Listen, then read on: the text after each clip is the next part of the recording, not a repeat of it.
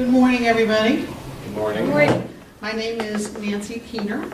I lived the Women's 46th weekend at Trinity Spiritual Center in 1993. I sat and grouped at the Decoria of St. Anne, and I belong to St. Catherine Labouré Parish in Harrisburg, Pennsylvania. And I'm going to be speaking to you today about Chapter 8 from the Fundamental Ideas of the Cursillo Movement regarding School of Leaders and Secretariat. And what I'd like to do is, basically I'm trying to give you an overview of what these governing bodies or these guiding bodies do for the Cursillo movement, basically. And what I'm going to do here quick, as long as my microphone's on, want to show you just an operational structure of Secretariat real quick. We'll do a little discussion on that, and then I'm going to talk a little bit about our Region 2, our national secretariats, our national, international groups that represent us, and also the OMCC, which is the worldwide Cursillo movement organization. And I want you to see how they all mesh together. Can you hear me? Am I okay? Can you hear the microphone?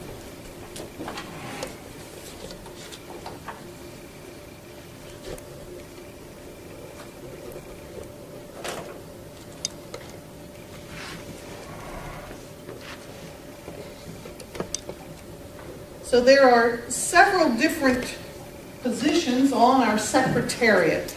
And our Secretariat is basically an operational structure of authority and organization for the Cursillo movement. What our job as Secretariat is to make sure that we have an effective, true, and intact method that nurtures the Cursillo movement. And to do that, we have several different people that sit on the Secretariat.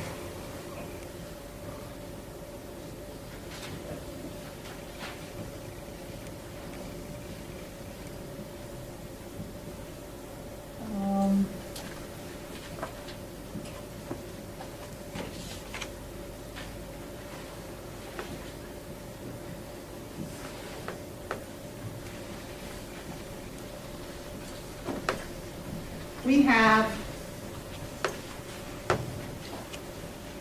our spiritual advisor. We have the lay director. We have a lay director-elect, which is kind of like president and vice president, more or less. You have a communications chair, which is responsible for making sure that the Fourth Day community is advised of what's going on with our community and reports back to the Secretariat. We have our School of Leaders, which Maria is in charge of, and she's basically, what School of Leaders does is encourages and leads us and educates us about not only our faith with doctrinal talks, but also about the Cursillo movement, the method, the purpose, and the mentality through royos such as this. We also have our pre-Cursillo, which engages people before they come to a weekend. We're looking for active leaders in our community, and pre-Cursillo is where we start. Then we have our post-Cursillo. Post-Cursillo is what happens after a weekend, after our candidates come home from that weekend, and how we maintain that fourth day. We're living out 3 days on the weekend. Our fourth day is what's left, the rest of our life. And our post-Cursillo ministers and nurtures that. And then we also have our Cursillo committee. And they set up the weekends, the 3-day weekends, and structure that. So this is what your Secretariat looks like, okay? And at the heart of it would be, what? Jesus Christ, correct? So Jesus Christ is the center of everything that we do. And surrounding that is the Cursillo method and charisma. Okay? So the Cursillo method embraces Jesus Christ in totality. And surrounding that is our Secretariat, which guides and nurtures and explores different areas where we need to evangelize our environments. Something that's really important for all of you to understand about Secretariat. If you look at this, and I want you to understand, there is no one person or chair on the Secretariat which is above any other, is there? They're all absolutely equal. So on the weekend, I want you to transfer this to the 3-day weekend mentality. On the 3-day weekend, the rector or the rectora has no greater function, purpose, or status than the person chopping onions in the kitchen, because they're all leaders. They're all there to serve God. And that's what Secretariat does. If we don't all work together in union with equality, then this round circle becomes oblong or oblique, and chaos erupts because it's not going to work. It's not going to function the way it's supposed to. So that's just a quick outline of the School of Leaders. The movement originated out of, believe it or not, a school of leaders. The entire Cursillo movement. So when you talk about the age-old question of the chicken and the egg, which came first? Well, with Cursillo, actually School of Leaders came first and birthed through prayer, sacrifice, and doctrinal instruction, the Cursillo movement. The 3 dimensions to our School of Leaders is holiness, community, and formation. Holiness means a life in the Spirit. What are you doing that's bringing you closer and more in communion with the Holy Spirit? In community, we become an outward sign to the world in communion with others. So it's not just that we gather together to help each other become more holy. It's that we gather together as a community in holiness so that we may go and evangelize and bring others closer to Christ. Why? Because we're committed to Christ and the mission and the Word. We are, by default, committed to others in unity, which is small friendship groups. And that's what we do in Cursillo. We exist in small friendship groups.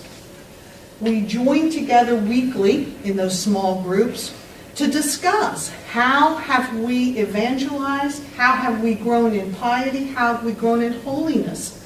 It keeps us honest, friends. I had someone a couple of weeks ago say to me, and I was really floored, I was really left speechless.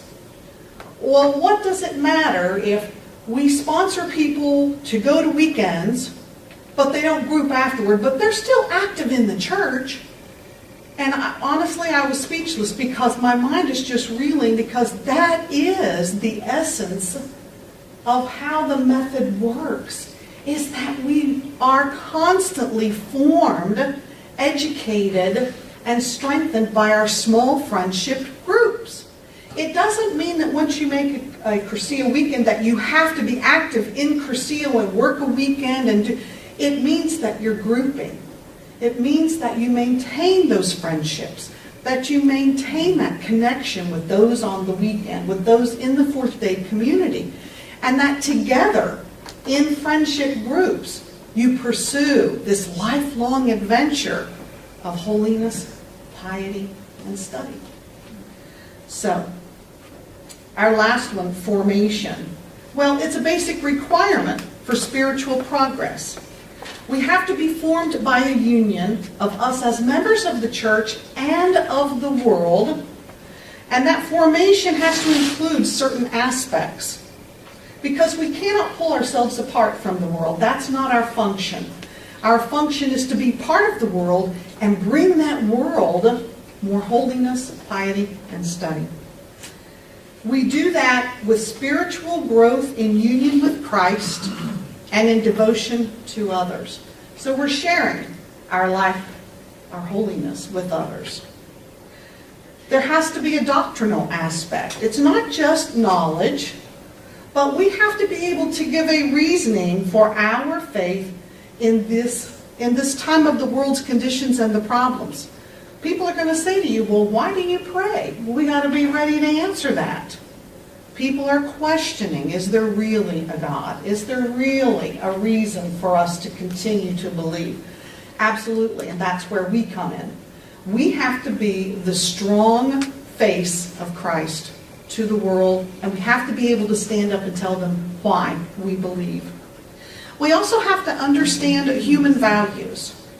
As an integrated member of society, we must appear to the world as a missionary and an apostolic leader. And that takes much prayer, and it takes a lot of support. Once again, small friendship groups. We also have to have a social conscience. We need to be able to understand the critical issues that social and political ideas are bringing into our world, and we have to be able to address that in an attitude of Christian discernment. So once again, we're going back to prayer and discernment in a Christian way of what the problems of the world are presenting us and what kind of answers we can give to those who are questioning, where are we going? The goal of our School of Leaders is to prepare leaders through the Cursillo formation in philosophy, through the method, the strategy, and through operational structures. We have to do this in an attitude of service-oriented spirit, same spirit-minded leaders. And remember, all leaders are temporary in nature. Temporary leadership exists for the authentic life. Life does not exist for leadership. Now, our Secretariat is a special committee. Its members are selected from the Cursillo Fourth Day community and from the church to direct, inspire, and serve the movement. So we're a service organization. Secretariat is directed to serve you, the Fourth Day community. The purpose of the Secretariat is to keep intact the method and preserve the unity of the Fourth Day community and the Cursillo method, and to assure doctrinal content. And that's what our spiritual advisor does for us. Father Weary evaluates where we are as a Secretariat. He evaluates our Cursillo movement, and he makes sure that the content with which we prepare our 3-day weekends is doctrinally sound. Secretariat is essential to the movement as an instrument of service and guidance, operating in a unity to discern the needs of the diocese in accordance with national secretariat. So what we're doing is we're looking to national secretariat for our guidance, because they're setting the structure. They're setting the hierarchy of how this Cursillo movement is to be approached and effectively implemented. We schedule weekends on Secretariat. We collaborate with other church movements and organizations as well. So we're not insular, all right? We're part of the larger community, not only the world, but our diocesan community. And that leads us then to National Secretariat. National Secretariat is a service committee for the whole country. So our United States of America has one National Secretariat out of Jarrell, Texas. And their function is to serve the rest of the diocesan secretariats. They oversee, they advise, they guide, they instruct, they suggest, and they're there to support all of us. They maintain a solidarity with our clergy as well. They are the go-to board for all the clergy, for all the dioceses in the United States. And the clergy report back to the bishop who is in charge there. And they oversee what's going on throughout the entire United States. They are there to ensure the faithfulness to the mentality, the purpose, and the method of the Cursillo movement. They are there to also review and revise the 3-day talks for the weekends in accordance with church teachings and with the worldwide Cursillo organization's updates. Now, the worldwide organization is incorporated with our international groups. We have international groups, and these are, I'll tell you, we have people from Austria, we have people from Australia, and actually Australia is where our worldwide Cursillo, the OMCC, is based this year. They switch up. We have in Spain, we have almost a Cursillo movement in almost every country. It's amazing how far this movement has gone. But our international groups service and represent the secretariats from their region.